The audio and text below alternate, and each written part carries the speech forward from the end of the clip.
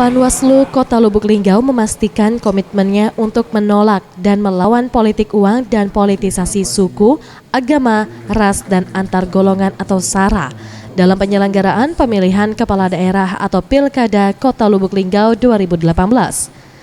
Komitmen ini dituangkan dalam deklarasi yang dinyatakan ketiga pasangan calon wali kota dan wakil wali kota Lubuk Linggau dengan melakukan penandatanganan di atas baliho ukuran besar 3x3 meter.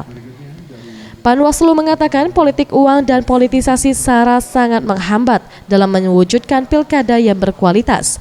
Menurutnya, semua elemen terutama yang terlibat dalam pilkada harus menyatakan perlawanan pada politik uang, baik paslon maupun masyarakat yang menjadi objek politik uang maupun politisasi SARA. Pada pilkada sebelumnya, Panwaslu Pusat mencatat 7 daerah yang rawan melakukan praktik politik uang, salah satunya Pilkada Provinsi Sumatera Selatan.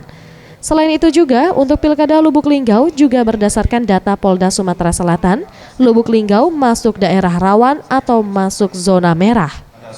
Dalam mencegah dan kedepannya mensosialisasikan kepada masyarakat bahwasanya di pemilihan itu ada larangan tidak diperbolehkan melakukan politik uang maupun politisasi SARA.